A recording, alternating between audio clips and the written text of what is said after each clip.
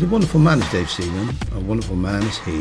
Welcome to the next episode of Unintentional Conversations, where I chat with Dave Seaman about McDonald's dinners in New York, getting into really exclusive clubs, winning competitions, editing Mixmag, being part Brothers in Rhythm and remixer to the stars, and many, many other things. Thanks again for tuning in. I really appreciate it. Here he is. Hello. David. Hello there. The magic of modern technology. Amazing. How are you, man? I'm all right, yeah. After, like I say, last week I came back from Australia, absolutely battered for a couple of days there. I bet you were. I think it's, I think a lot of it is to do with finally experiencing jet lag. Because for 30 years, my body clock has been all over the shop, you know, like up early during the week and then going to bed late at the weekends and then different time zones. It never really had a settled pattern. But Of course, for the last 2 years, I've been in bed at 11 and up at 7. So these getting back on the road again has kind of been it's a bit of a shock to the system, is it? A bit of a rude awakening, yeah. Oh, this is what jet lag feels like. I did, because I thought about you, because on the Wednesday night, because we were meant to talk last Thursday, and on the Wednesday night I went to a gig up in Birmingham, and then the M5 was shut on the way back. Basically, I didn't get back till 3 a.m. Yeah. So I slept for 4 hours, and I was a broken man, and I was thinking, Dave's just come back from Australia. He's just done, 3 shows, 4 shows, 5 shows, and he's going to talk to me. I'm like, you must be built of greater things than I am. Well, yeah, like I said, I think I'm still in that. You know, I think it's being match fit, I suppose. Yeah. You know, when you're pre-COVID, when you're doing it week in, week out, your body just becomes accustomed to it, and you just get on a roll with it, and then take yourself out of that schedule, sort of ritual, and it has kicked me up the arse properly. So I'm still getting used to that. Yeah, fair enough. Yeah, but I'm not surprised. We did come back with a bit of a. Well, Steve was really wiped out. He's only just really getting going, but for a couple of days there, I was struggling a bit. But I bet. But the shows went well, yeah. Yeah, really good. Yeah, good. Got this Celadoria thing off the ground, which is kind of our way of getting label nights going, really, basically. Yeah. Live events kind of going. So it was really good. Yeah, it was really nice. It's really nice to. That's the other thing I sort of found from doing 3D with Danny and Darren as well. I kind of really do enjoy more now. The older I get, traveling with a little group of people is much more fun. Being on tour than being out on your own. It's a lonely game, isn't it? The DJing thing. Yeah, it can be. Not that I'm pretty happy with my own company. I've always got loads going on and plenty to get on with, but it's much more enjoyable if you're experiencing these things with friends, definitely traveling together, and it's just more fun. And I think at this stage in the game, I'm all about having as much fun and less having to do it all by myself. Yeah. Because it is, I mean, I remember that. It's just all that there's a lot of time. You've got to be happy with who you are and your own company to kind of survive it. Yeah. But I think there's definitely a point where you think, oh, actually, it'd be quite nice to do this with mates. Yeah. It's a lot more fun. Gives it that band feel as well, doesn't it, when you're touring? Yeah, exactly. I mean, ask me again in a year or so. I might be sick of the sight of them all. But well, maybe it's about having the best of both worlds. A little bit of this, a little bit of that, isn't it? Yeah. And is your diary got looking all right for the rest of the years? It's sort of piecing together slowly. Yeah. Good. Yeah. I mean, I haven't gone out and hammered it. I haven't really tried to go out and get as many things as possible. As I say, I'm sort of just getting my foot in the door and just easing my way back in. Yeah. If I'd have jumped straight in the deep end, I really would be struggling a bit.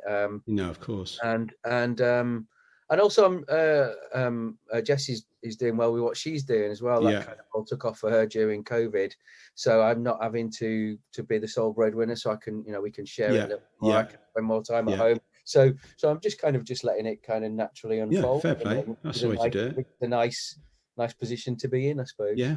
It's a lovely position to be in. Yeah. You get in the room and trying to get much production done?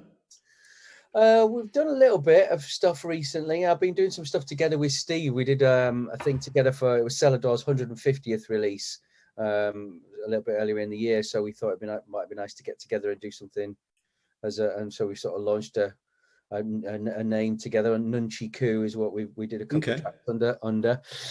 So we're going to do some more of that, and I've been doing some stuff with John Graham with Quiver as well. Yeah. I'm over with John again next week. That's more of an album project that's been going on that started through COVID.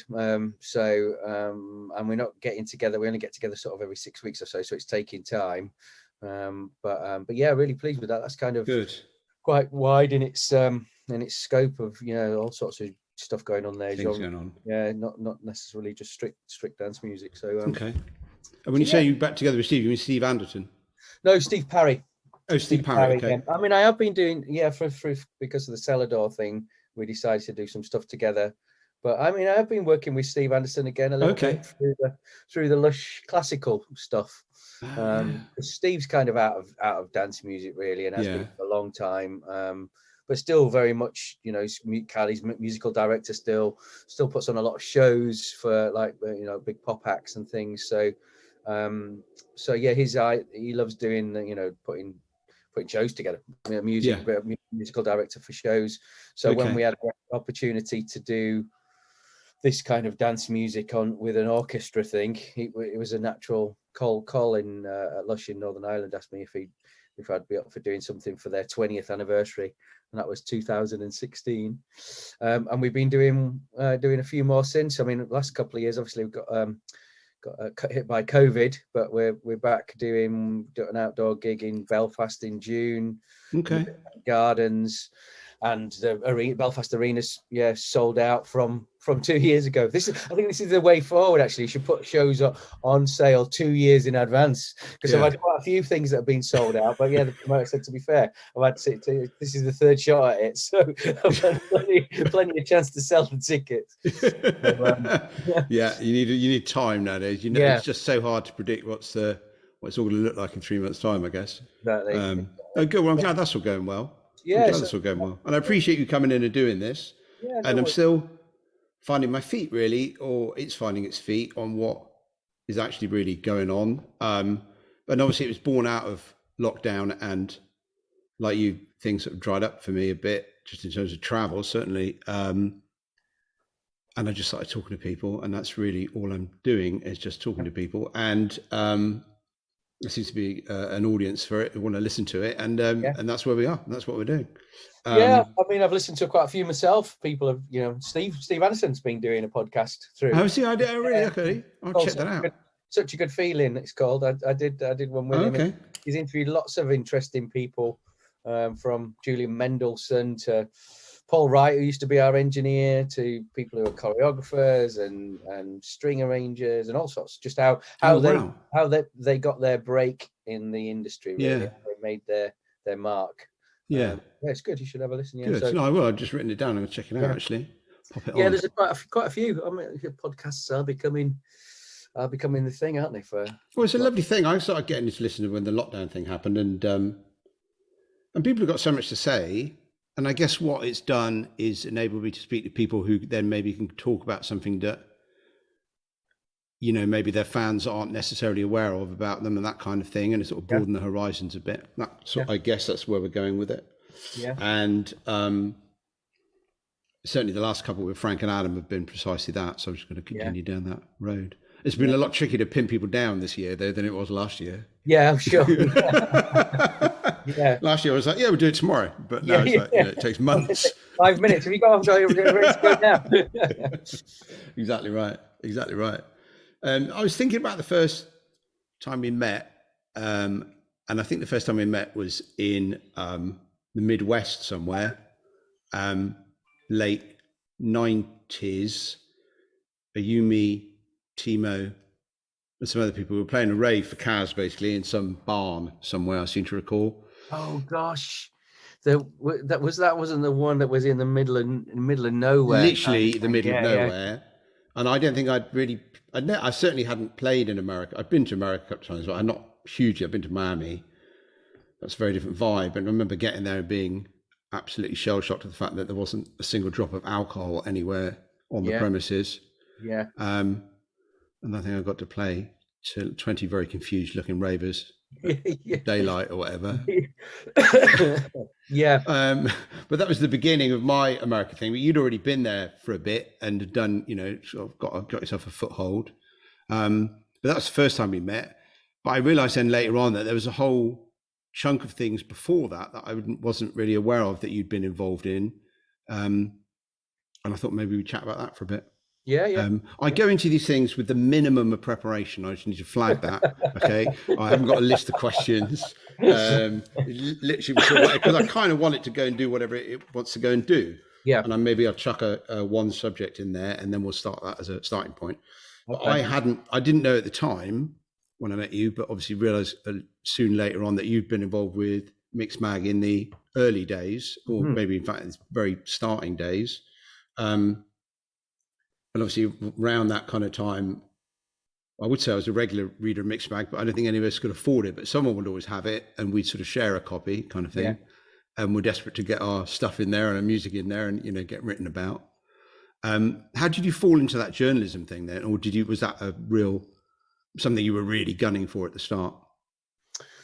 No, I didn't really. No, I didn't really want to be a journalist particularly. I was DJing. I wanted to be a DJ from really early doors. I was probably 8 years old or something on holiday with my parents in Greece, and a guy came and set up his mobile disco setup in the hotel there, and I was an only child, so I was kind of I was a guy.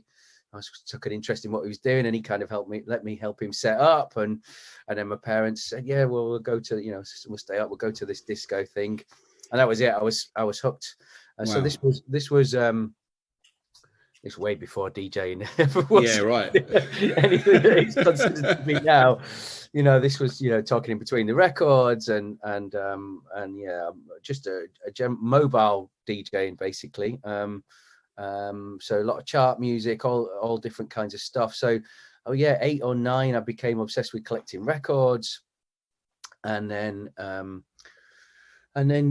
went to started at senior school, went to junior youth club. So there was a DJ there every Tuesday, and a senior youth club on the Friday. And so, but I was really collecting all my pocket money spent on records, and every family member's house that I ever went to was pilfering through their collections of 7 inches to see what I could steal or borrow. And so it was all about the DJing really. And I joined DMC because they were the only organisation really at that time in the mid-80s that had sort of DJs backs, if you like. They had that you could sign up a subscription service. You got Mixed Mag. This was before Mixed Mag was available to the public. It was a DJ only magazine, and you got 3 pieces of vinyl, 3 12 inches every month that had exclusive remixes on them that nobody else could get anywhere else.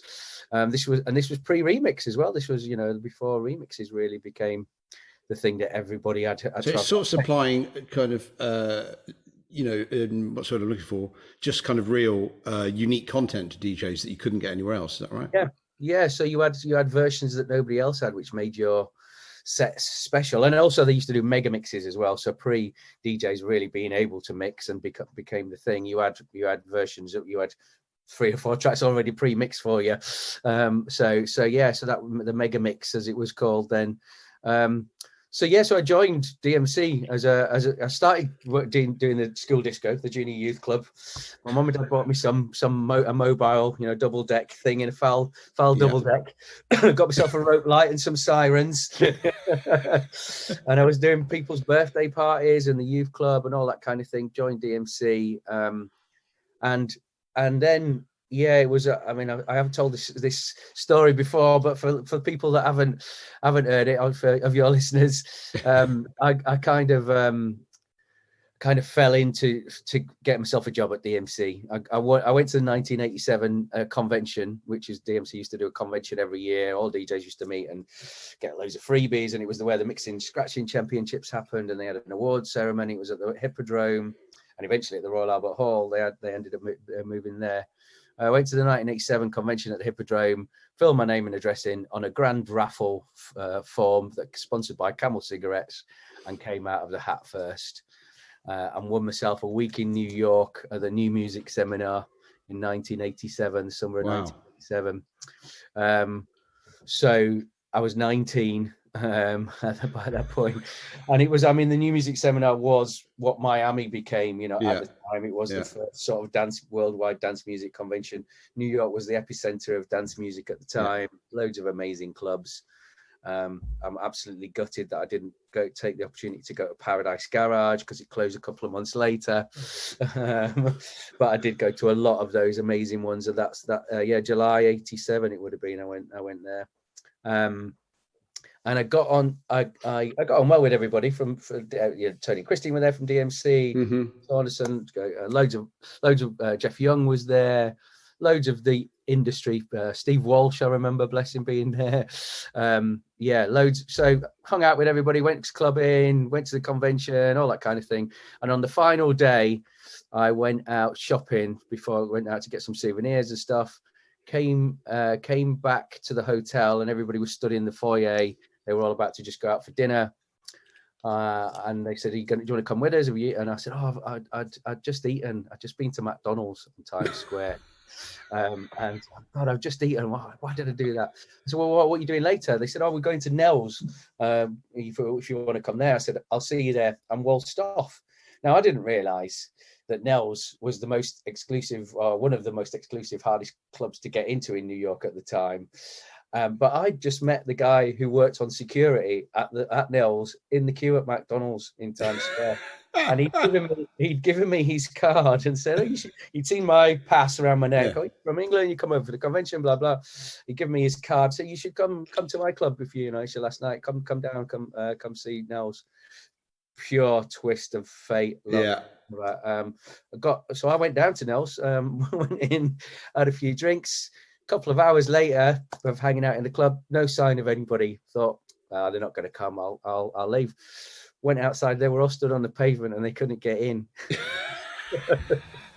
So having had a few drinks at that point, I was like, I remember his name was Michael, the guy on the door. Michael, these are all my friends from England. Can we get these guys in? And so Tony, Christine, and load of other industry people from the UK went into Nell's thinking, who is that? Who is that kid?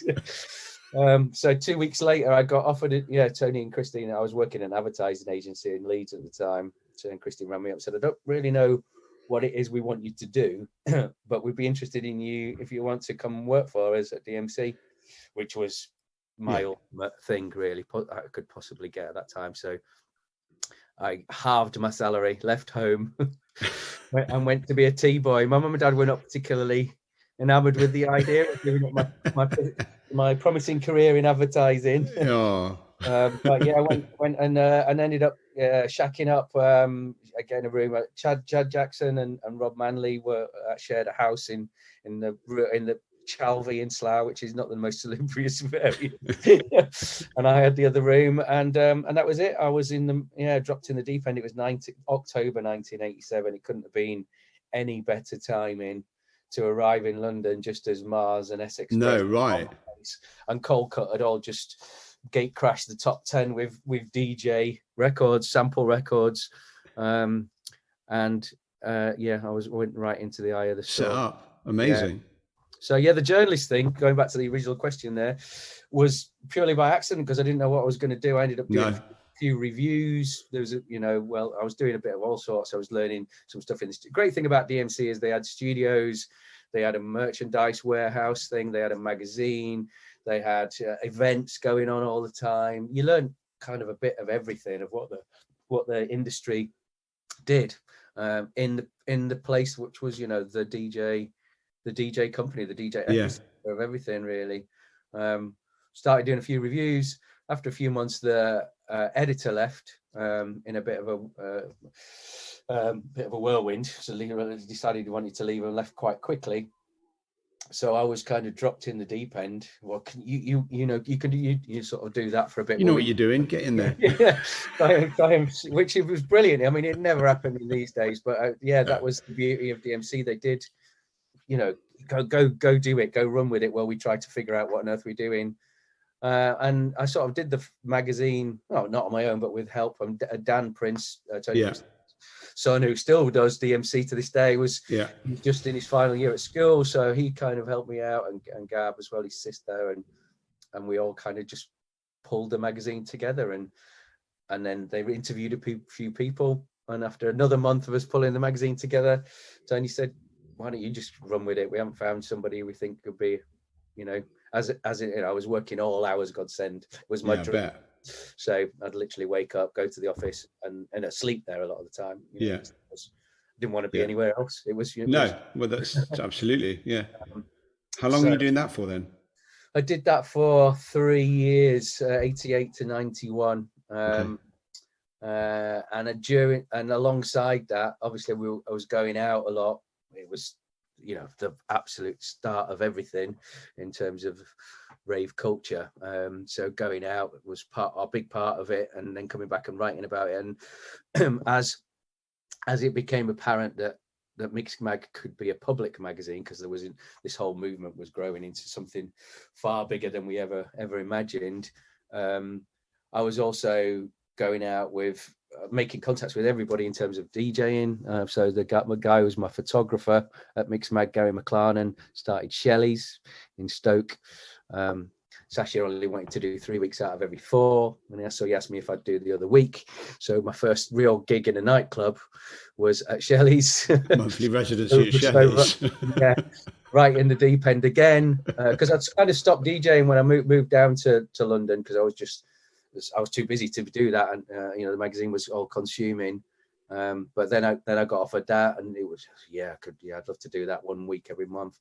So as that started taking off, and Steve Anderson arrived at DMC about a year after I did, working out the studios, and we hit it off. And so he was coming and maybe doing some writing for me for the magazine, and I was going down in the studios and started making some music with him. And Brothers in Rhythm took off. So over the course of 88 to 91, my time, it was becoming more and more difficult to start. DJing was taking off, music making was taking off, the magazine was taking off. Something had to give, and so going back to DJing was what I ended up doing.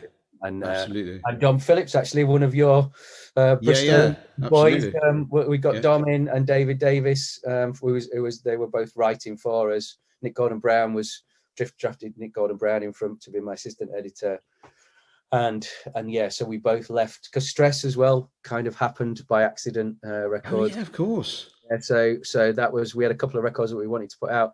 Again, DMC made records every month. They knew how to do all that. They had access to all the record shops, because we were doing Mix Mag Update. So it kind of naturally just thought, we put out a couple of records, and thought, we could actually start a label here. So Nick and I started Stress. Steve and I started Brothers in Rhythm. I started DJing, and David and Dom were kind of drafted in to take Mix Mag up to another level, which is good, because, you know, Steve and Nick and I didn't really have any formal training as journalists. We just had energy and enthusiasm in abundance, and got it to a certain level where we launched it to the public and did all the groundwork. And then somebody who had more journalistic training and probably better business nous than we had as well, took it on to the next level as the 90s progressed. Obviously, just went stratospheric. Yeah, absolutely. That's an awful lot to pack into about 3 years, isn't it? It was crazy times. But I mean, you know, it was everything that I'd dreamed of, you know, everything that I lived for. I don't think any of us,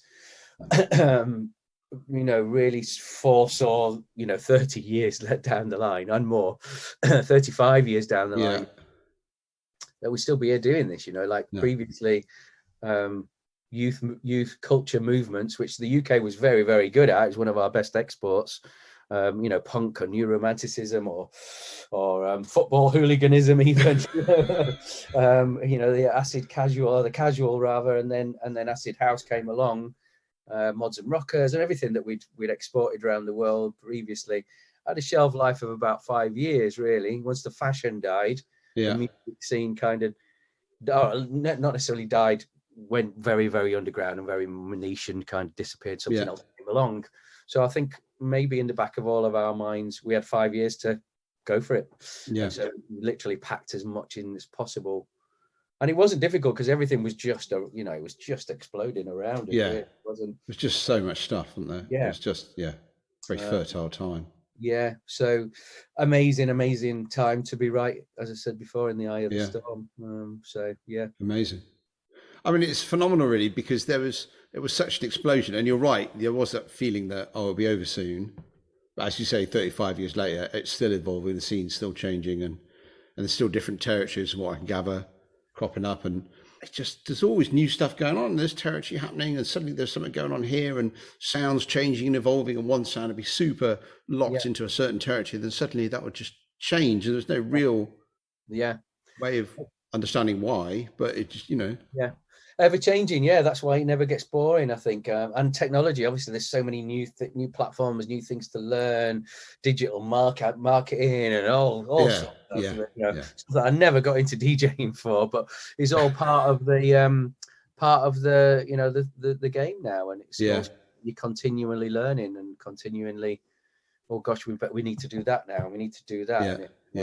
So it never really becomes boring. The minute you think you've got it sorted is obviously the minute that it's over.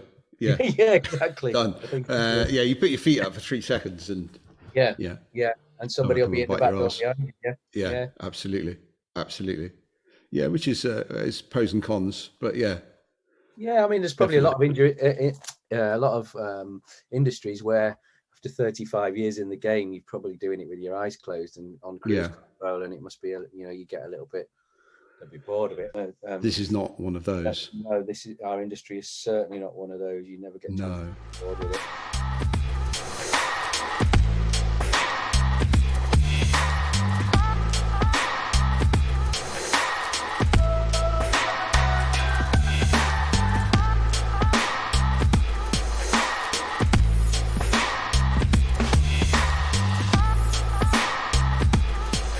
And then on the Brothers in Rhythm situation, I mean, that just went stratospheric for you, didn't it? It did, yeah. And again, there was a lot of in at the deep end moments for us. We made a couple of records early doors. Peace and Harmony. I was going to the Hacienda every Friday to watch Graham and Mike, or listen to Graham and Mike. So I made Peace and Harmony with Steve for that dance floor, particularly. That got signed to Island Records straight away. And didn't do as well as we thought, but we then, after the Hacienda closed, started doing Shelley's. Made such a good feeling for the Shelley's dance floor, and that one did blow up in 1991, just as rave culture really was crossing over into the charts. We had a couple of other things. Sabrina Johnson, Peace in the Valley, went top 10. Oh yeah. And then off the back of that, Chris Lowe from the Pet Shop Boys invited us to go and do a remix for them. So we were in Psalm Studios, in Trevor Horn's studios, having made about 4 records. Like talk about chances. Yeah. We know we do that. What does that do? Oh, don't touch that. So again, right in at the deep end, made a remix for them. They loved it. And then we were invited to go and co-produce with them. Again, eternally grateful for Neil and Chris trusting in us. We were co-producing, and we did Was It Worth It and DJ Culture, and then we did Go West. I didn't realize you'd done those. Go West with them. And then, of course, off the back of that, you'd worked with the Pet Shop Boys, and you were working at Assam, and it just exploded. I found an old file of fax through which going through, that was one of the things COVID did. It allowed us to all go through all the boxes in the loft, right? I found an old file of fax with all my yearly planners from 1992 onwards. So it's kind of 30 years ago. And just a Michael Jackson remix came in, which was kind of unheard of at the time. Wow. And then it was Janet Jackson, and then it was it all was one after another. By the time we were working on David Bowie and New Order, and it was just silly, really. I mean, you're just thinking this is crazy, but of course you just you're in the thick of it. You're not even. You're just concentrating on what's the next thing? This weekend. Absolutely. Gigs were getting bigger and better. the UK was getting, you know, at the time, every little town in the country was started to have an acid house night, you know.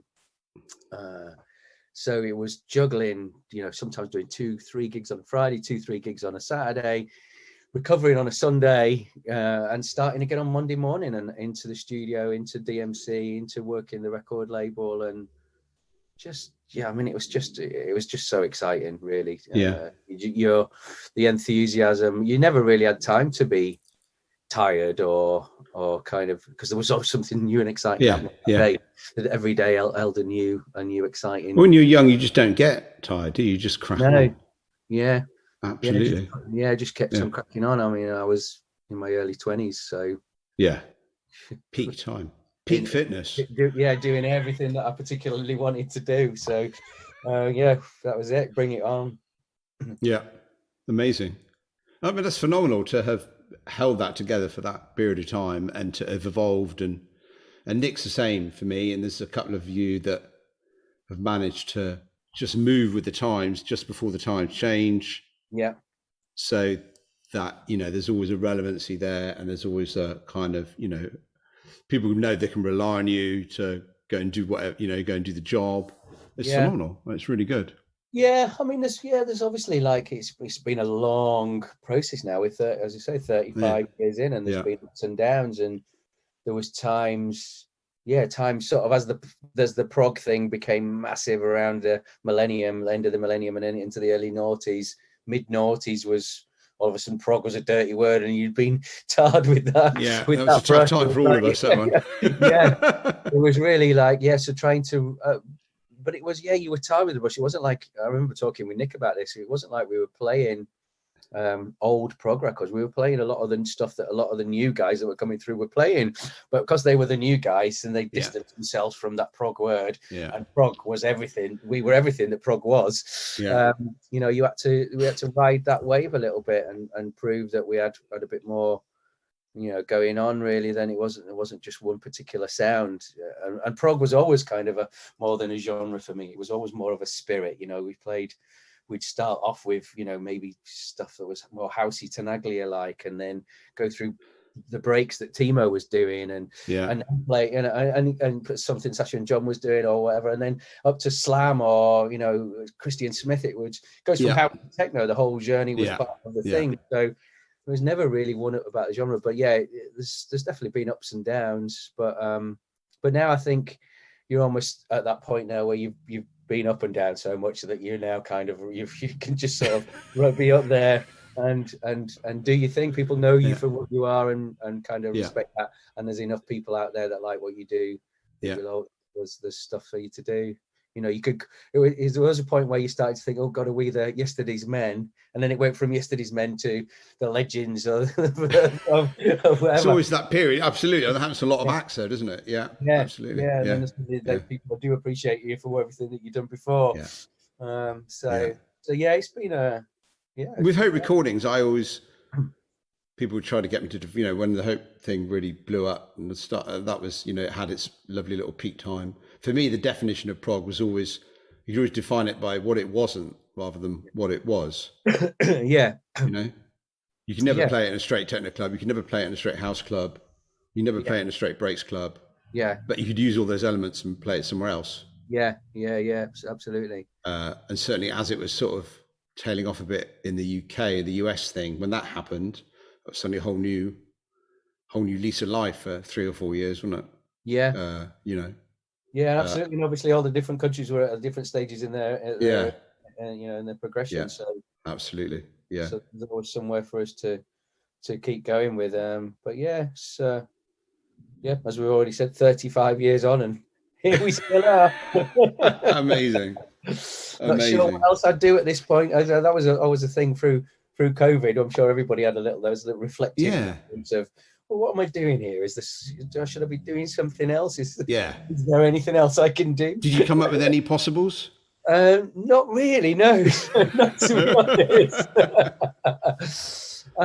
No, I mean, I would always probably end up in the industry somehow. Maybe not less so as an artist and more so running, you know, as you like you have with management or with doing more and more stuff on the label. It allowed us more time to spend on the label, which was always another thing that you're always trying to. It's always plate spinning, isn't it? You just never quite got enough time to do everything, and so yeah, it gave us a little bit more time on that, and setting up the Celadoria thing, the live events, and getting that underway. But yeah, I mean, Jess said to me, so what you know, what if we can't go back for ages? You know, what is it you're going to do? I really, yeah. Where do you start at this point? Yeah. So, you didn't try anything out? You didn't go down a couple of blind alleys just to see whether you were in fact No, I mean, it was always connected back to what we were to DJ. Okay. So there was lots of opportunities to try different things out, you know, with the whole streaming thing and lots of different platforms and the different ways now that we engage with fans, and you know, the direct to fan models and all. Look, there was lots and lots of stuff to learn, but it all directed back at the end of the day. I knew it, even if it was going to be 2 or 3 years down the line, that it would come back. Although it has back on the horse. Yeah, although it has been slightly strange coming. It's not quite been as fast and frenetic and in at the deep end as I thought it might be for a lot of places, a lot of countries and things. There's still a bit of trepidation out there of people coming out, but they are slow. I think everybody fell into the habit of not going out as well. It's a habitual thing, I think. Yeah. I think we as a family, we were sat here in the Easter holidays when the kids were up a few weeks ago, and everybody was on their Xbox and we were watching Netflix and thinking, you know, we could go out now. We are allowed out again. Yeah, we're so used to just got into the habit of just doing stuff at home. Yeah. And I think people have got to get back out of that habit again. But of course it will happen. Yeah, there's a lot of promoters who are really struggling at the minute. Yeah. Despite very good lineups and everything else. Yeah. I think a lot of it's down to age groups as well, isn't it? I think if you've got a teenage audience, you're probably flying. But other stuff's a bit of a trick.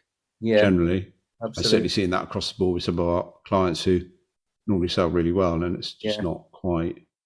And then things will sell out last minute as well, because there is the whole logic of putting stuff on sale and getting it sold out really quickly. And now it's just a little chug every week. More tickets. Yeah. It's a confusing time. It is. Sure. Yeah. It is. I haven't got any less confusing, but we are allowed out, so that's a plus. That is a plus. Just got to remember that we are allowed out and we need to go. Yeah, we mustn't forget. Yeah, and I hear that.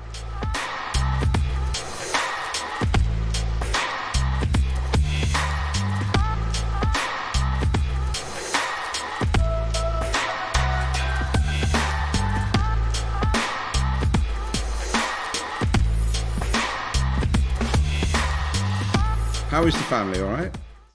Oh, good. Yeah, just time flies. That was, of course, one of the great bits about having a couple of years off to spend a bit more time at home and not. Because my boys are about the same age as yours. I think we kind of did them in parallel, as it were, unintentionally, of course. But it was amazing to spend all that time with them. It's phenomenal.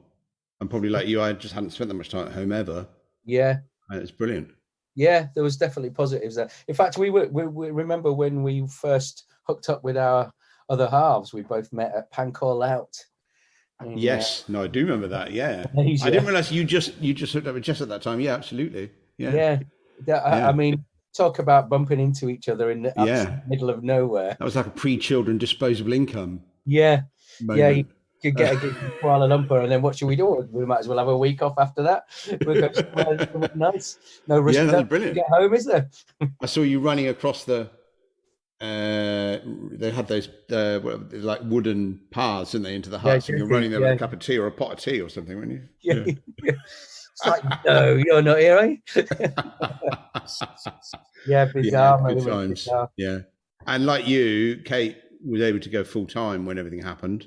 Yeah. So that, and then I experimented a bit with a bit of bread baking and a bit of teaching, and the allotment looked amazing and stuff like that. But then after a few months, I realised it felt like semi-retirement. I didn't like it very much, so pivoted back into I had a record vinyl collection was the thing that allowed me. That's what kept me going. It was the first time You did a load of organising and sorting, didn't you? I believe. I did. And it was, a massive job. It took me the best part of a year. I had everything in boxes in the garage, moving from house to house. I hadn't touched any of them. So finally got a chance to get them all out, box by box, go through, decide what I wanted, decide what I was, going to keep, and decide what I was willing to let go, and also go through and sample everything. So it wasn't a case of just that like that. It was like I'd like to listen to every single one. Wow. Yeah, fair enough. So it was a part of a year, but I got rid of about 4,000 in the end and kept 6,000. So we've just got a wall basically, as you can see there. Just Brilliant. Fill the wall up. So that was really cathartic. It was really good. Yeah. Every record holds a memory, as you as you well know, and it also provided a bit of income. So if I was around your house, we had a couple of beers, and I said, "Oh, have you got the white label of the 1993 release on XYZ Records?" You'd know where it was, really. You'd go, "Oh, it's just up here, actually. It's just I've kind of got it sorted again now. Unfortunately, I've now got back into the vinyl buying. It's rekindled my love of record collecting, so I've started buying again. But yeah, that was a lovely thing through lockdown as well, to be able to get all that done and all that sorted, and inspiration, and as I say, cathartic and income and for everything. I imagine Discogs did quite well over that lockdown period. They did, yeah. I worked together with Pete Bromley at Golden Groove, because he knows it back to front, that whole thing, and so he did it with me and took them all away and sold them all and did all that side of it. And he did say to me, we were just really lucky. It was like a perfect storm. You had the time to go through it, or the shop was closed for me, so I couldn't go in. And we also had a captive audience all sat at home, so on Discogs. So we did really well out of it. Yeah, we had a year and a half in the office with Nick's record collection here doing a similar thing. Yeah. And it's a long process, but and it would never have happened unless we. It never happened otherwise, would it? Yeah, no, absolutely not. So it was good for that for sure. I had to stop myself going home with half a Nick's record collection. I realised that wasn't the point. Yeah. I had to be quite ruthless. Do I really need that? No, I don't. Really. I wanted everything that was on the wall to be an absolute, classic, or something that really meant something to me personally. So I could probably go pill for 3 or 4 or 4. It's an ongoing process. Yeah, it's not. It doesn't reach a finite end, is it? No. So, but all good with that. And the kids are it won't be long before they're all gone. It's certainly the older two. Yeah, they'll be flying the nest. I will be off to uni in a couple of years, so I don't know where. Wow. Okay. I went. Yeah. Brilliant. That's nice. So the labels. How long's the label running for now, Celador? Because that's been running for a good long time now, hasn't it?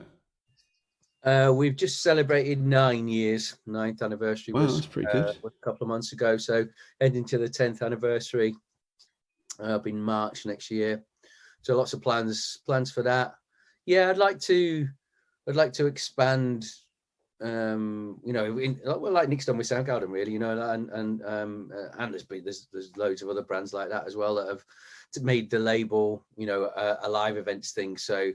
Because there's, as we well know, there's not lots of money in the music side of things anymore. No. It's more of a live side of things, and to be able to take the roster out and do live events, that's kind of, I'd like, and get to the point where necessarily I wouldn't have to go and DJ every single one. I could be, could be other people going and doing it for you. Yeah, that would be the long-term goal. So. Again, the label is much harder and harder work all the time for less and less money, it seems. So there has to be that live side of things to make it all. Do you get involved with Bandcamp at all, that kind of thing? Yeah. We set up Bandcamp. That was another thing that we did through lockdown. And doing more physical stuff. Doing some vinyl now and doing a lot more merch and just expanding the different revenue streams, really trying to widen it out from being a Beatport MP3 download label, which was probably a limited thing on anyway. How many more years are people going to be downloading MP3s? So Yeah, it's all about knowing who your audience are, who your consumers are, and Yeah, that's yeah, easier said than done, but that's definitely the trick, you know. yeah. And Yeah, and then servicing them, yeah, yeah, with what they want, yeah. And exactly this right. that's why this direct to fan thing as well is another Yeah, interesting thing. yeah. I mean, I did it with when we launched Celador with Kickstarter, with did the Kickstarter CD through through Facebook. Really, that was through Facebook, which I hadn't really, realised you'd done that. Okay, yeah, yeah, that's interesting. Yeah, yeah. I did a mixed CD crowdfunded, which was the Celador Sessions. It was the first thing we did as a label. So yeah, opening up that yeah, even if you're a little niche market, if you only got 1,000 people that are around the world that are willing to spend 100 quid a year, or even yeah. Well, exactly. Yeah, and uh, everything's a niche market nowadays. You yeah, know, everything's a niche market. yeah. Even So even the biggest names. yeah, You know, there's so many people who just aren't. You know, they're not being spoken to, or have their own little thing going on. I mean, yeah, Hope still exists, but I haven't really done anything with it for years. And Nick signed something that came out last year, and that's the last thing that happened. And I keep thinking, because I didn't get into this to be a manager, I got into this to run a label, but I've yeah, become a manager over 20 years. yeah, So I still have a label, but I still haven't really got the time to do anything with it. But maybe one day yeah, that's yeah. the And next as you project. say, it's like for you to try to just run the label and try and make money out of streaming. Yeah, And I mean, it's not easy. yeah, it's not a lot of money in that And it at all. costs a lot. That's the point. It's a very Yeah, expensive business, really expensive. yeah, yeah. You have to be Um, investing into it to keep yeah, on growing all the different yeah, platforms, and it is a multi-platform thing, and it's very time yeah, consuming. We're into that stage, aren't we now, where we're doing all the work for you. Like it's like yeah, we'll give you this platform, you pay us for us to put it on that platform, and you generate all the content and yeah, then load it up, so they're actually doing nothing, they're just taking the money from us. And this yeah, is this is life.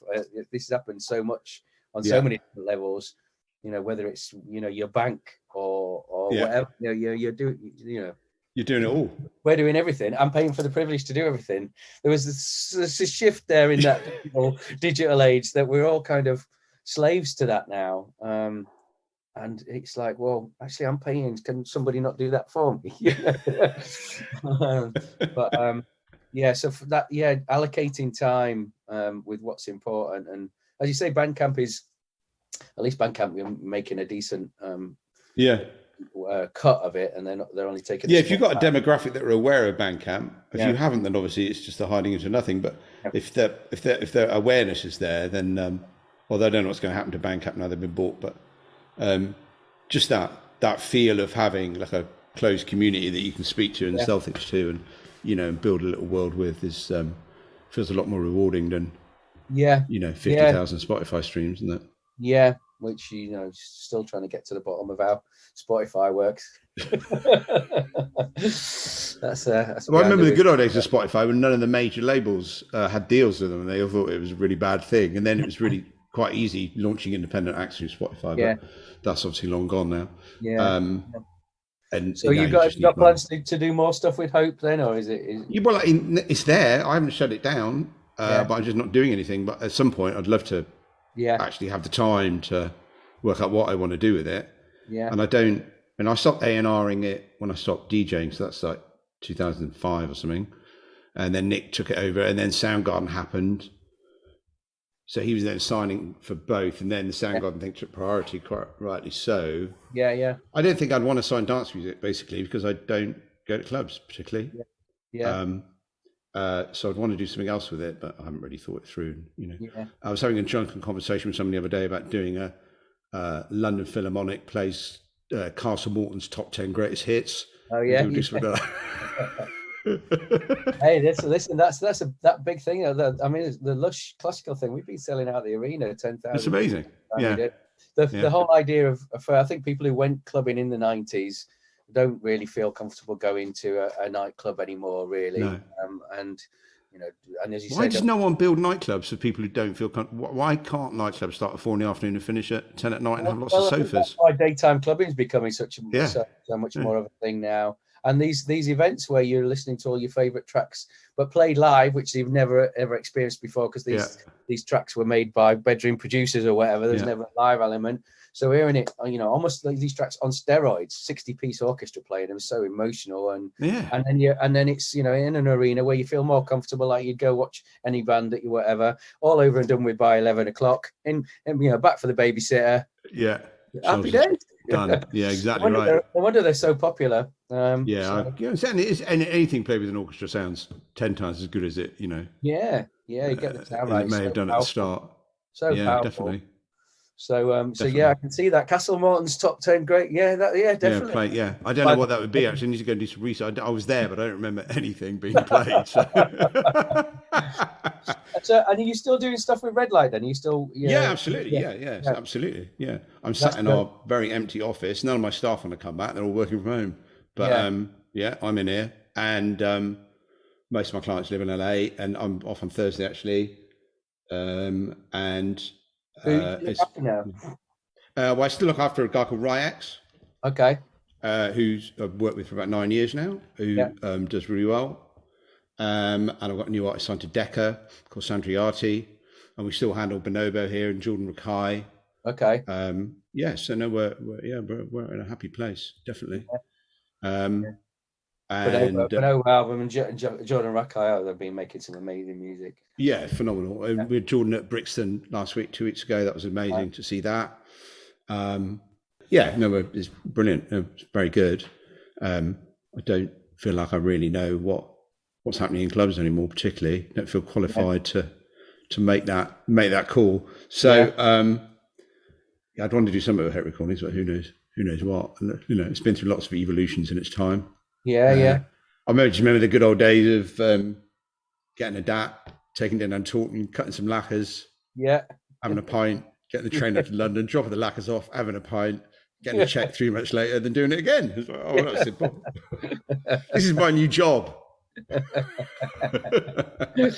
The good old days. But that didn't last, obviously. So there's a lot of evolution, and we started out as a label and then just became managers quite quickly with Timo, and it just kept evolving from there. Yeah, Timo seems to be back doing a lot of stuff again. He seems to be back on my radar anyway. Yeah, he is back. Yeah, he's blocked me on Instagram, so I don't know what he's up to. Unfortunately, we sort of loosely we didn't fall out. We didn't really talk for a long time, and then we started following each other on Instagram and chatted a bit. But then he's blocked me, and I'm not sure why. So I don't. Yeah, but he seems to be. I'm pleased for him. He needs to. He needs to be back in that world, and I hope it really works out for him. And I still have quite a lot of contact with Martin Buttrisch. I still work with him. Yeah. Obviously, him and Martin were the sort of key partnership at that time. Yeah. He's got Stoned Autopilot. Yeah. I've got a vinyl of that. If you'd like it, I'll pop it in the post. It's lovely. Yeah. Double album. Yeah, really nice. Yeah. Yes, ping to your address. I'll send one over to you. So that album's coming out relatively soon. I think just after the summer. Yeah, very good. But he lives in Hollywood now. He's got a studio up there that he's designed with a bunch of people and just a load of mixing and production and stuff and that kind of thing.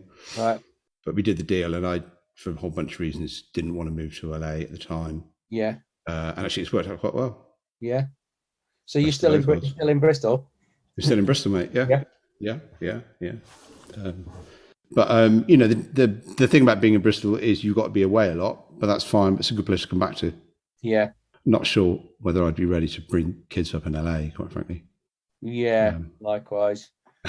Well, likewise. There was a moment when we sold our house. We were actually in LA when we sold our house, and it was just as the 2008 crash had happened. So there was a lot of properties were sort of being auctioned off cheap, and the idea did cross our mind. You sold your house in the UK. Sold a house in the UK. Oh, okay. We were away. Yeah, we were away at the time, and we were away with the kids in LA on tour there for 3 weeks. But we got we definitely sold it, and so we did go around and have a look at a few places. But yeah, the idea of bringing kids up there was, in the end, it's pretty real. Yeah, and John Graham was living over there, and Yeah. and Ali was over there, and they came back for the same reason. It's a bit hectic there Yeah. I mean, it's great for business, but it's not much use for anything else. I think. Yeah. No. Good. Glad I did. Thank you, man, for your time and your You're energy. welcome. You get enough stuff? Do you need? Yeah. Yeah, I'll do a little edit. I'll send it over to you for approval. Yeah. In fact, I'm flying to LA on Thursday, so I'll probably do it on the plane. Okay. And if you think of anything else you'd like to add, I'm more than happy to chat. Yeah, brilliant. And I'll keep you posted. Well, yeah, likewise. If there's anything that you want to expand on or whatever, no worries. Yeah. It's easy enough to do this in it. Yeah, it's lovely. No, I really appreciate you taking the time, man. And hopefully I'll see you in Rio at some point. Say again? Hopefully I'll see you in Rio at some point.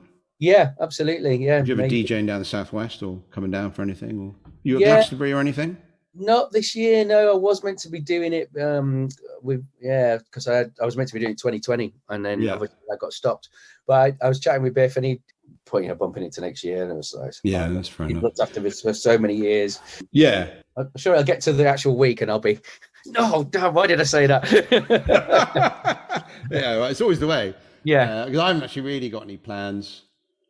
But then you get about a week before and you're like, oh shit, I need to go. And then you're like running around trying to, who can I get a pass off? Who can I do this with, etc. For that, and I'll send you my address. I'd love to get that started. Yeah, send the address. I've got a vinyl right here. I can stick it in the post you this week. Yeah, no worries, mate.